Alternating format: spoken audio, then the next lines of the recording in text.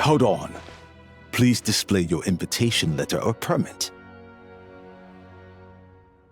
Glupov does not accept meeting requests without a prior appointment. You'll have to apply per the advertised booking process and wait until your invitation letter is issued. Might I ask who you're hoping to visit? Another one who thinks the rules don't apply to them. I don't understand why people think they can just talk their way in here. You don't just show up and land a meeting with the Harbinger. But I have to go through the motions for protocol's sake. Honestly, it's such a waste of time asking when I already know what the answer's gonna be. Wait a moment. I'll pass on your message. If Child is unavailable, you'll have to go through the proper procedure.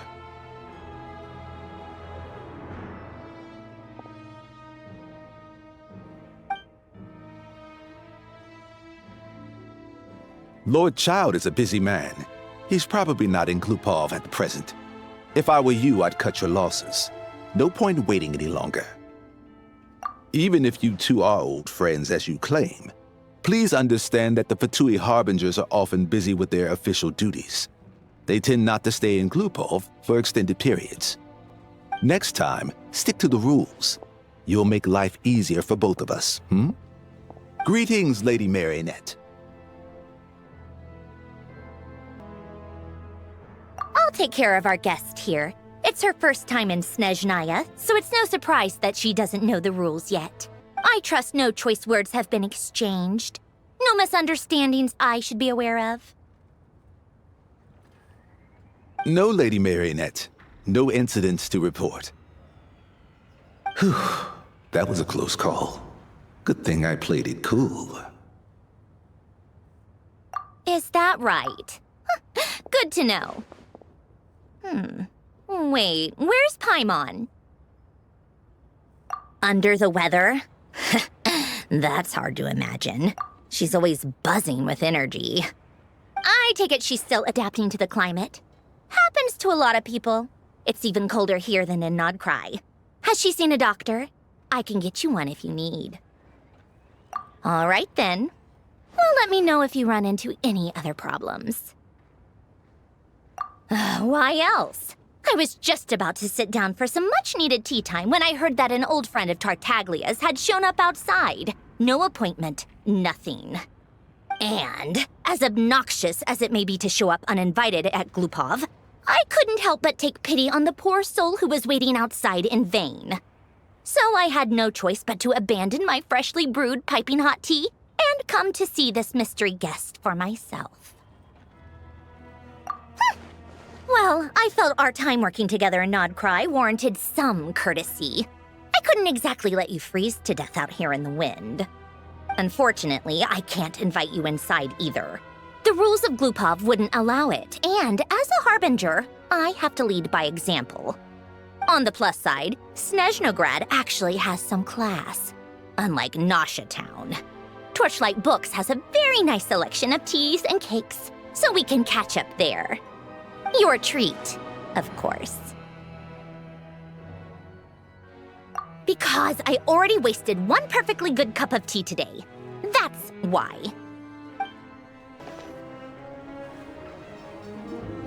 I've ordered for the both of us. No objections, I assume. I'm sure you trust my taste. Okay, let's get down to business. I'm guessing you don't actually have any urgent business with Tartaglia, per se. You just want information, right? Wanna take a guess?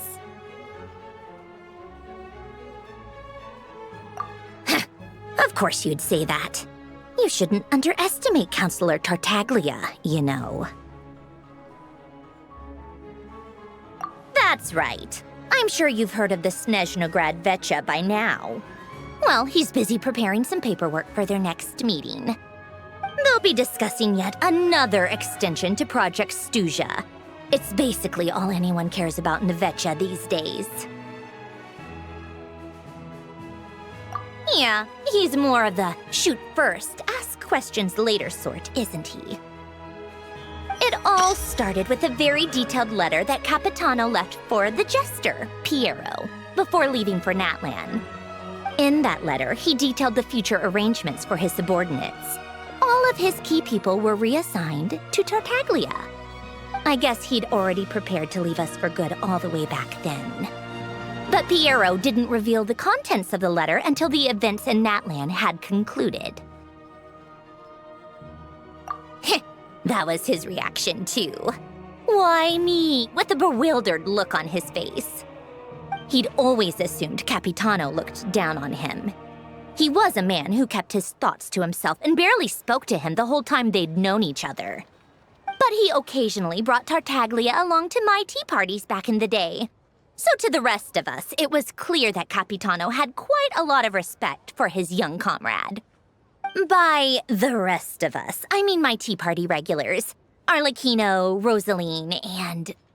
actually, not Columbina. She was probably oblivious to it. Anyway, then the Liu's situation happened. Normally, it took a lot to get under Capitano's skin, but that time he was furious.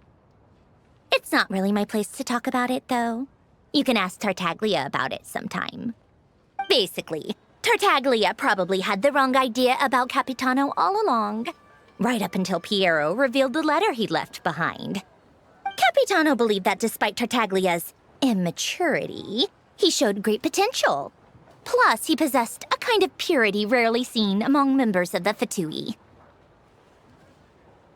Yeah, it's one of the few things that I'd agree those two have in common. But there's one other reason why Capitano chose Tartaglia to assume command of his troops. He knew that after he was gone, several of the others would swoop in on his army like vultures. With the ones who stood to benefit the most being the rooster Pulcinella and regrator Pantalone. Once they divided Capitano's troops between them, they'd be more powerful than ever. No one would be able to stop them. So, you can see why Capitano chose to hand that letter to Piero, right? Exactly. Piero also needed to back a harbinger as soon as possible. And all things considered, Tartaglia was the best choice. Even though Tartaglia has had the support of Northland Bank for a long time, he and Pantalone are ultimately not cut from the same cloth. I'd say Capitano made a good judgment call. Anyone else caught in this situation would probably feel like they'd been hung out to dry. His best course of action will be to distance himself from any shady business, while still maintaining friendly relations with Pantalone, but seeking Pulcinella's support at the same time.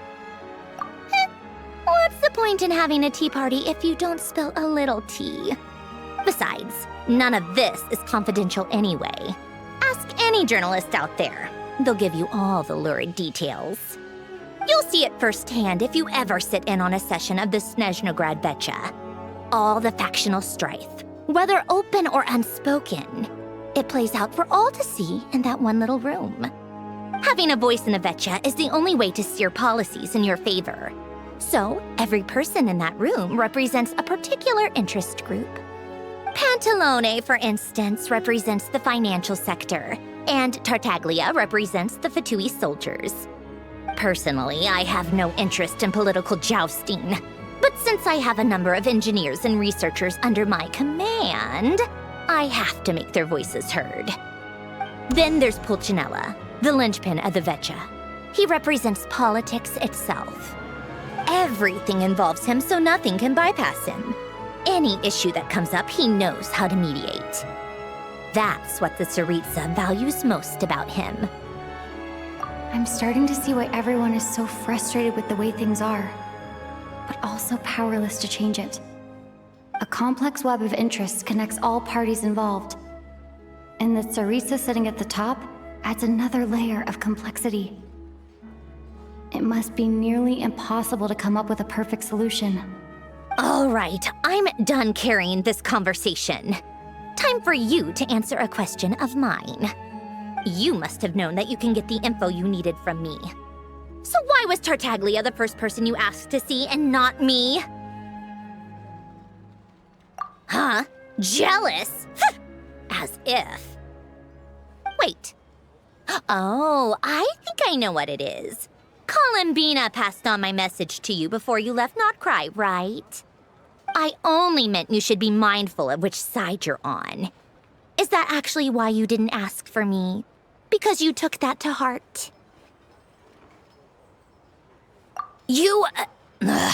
Fair enough. It's not your fault. I blame all these politicians I've been hanging around with lately. Always beating about the bush when they talk. I guess it must have rubbed off on me. Anyway, just ask for my help next time, okay? Little things like this are no problem. Lady Marionette. What now? Can't you see I'm on my break? Whatever it is, just leave it on my desk. I'll look at it later. Sorry to disturb you during your break, ma'am, but I'm afraid it's an emergency. Isn't it always? I've told you before, fixing the tracks and transporting ice blocks does not constitute an emergency. The equipment in Svietlo-Lidovka is in urgent need of maintenance. With how the weather's been recently, we suspect that the cause is a buildup of snow, exceeding the maximum weight limit. The supports on one of the machines broke and fell, awakening a dormant beast and leaving many of the ice miners trapped in a nearby ice cave. Luckily, Odette's team was nearby and launched a rescue operation, but we're still facing a severe manpower shortage for both the rescue and engineering teams. I guess that's it then. Our tea party will have to end here. I'm the only engineer you'll need. Do you actually want to come with, or are you just saying that? Nice of you to return the favor. I'll have a couple of people look after Paimon. They can let her know that you had to step out for a while. Given how urgent this is, I'm sure she'll understand. And honestly, I'd rather have your help than anyone else's. Between your skills and experience, you'd be reliable help. Then let's go. You, take 2 people to Podvorye restaurant. Find her room and watch it like a hawk until we get back. If anything happens to Paimon, you'll be answering to me. Yes, Lady Marionette.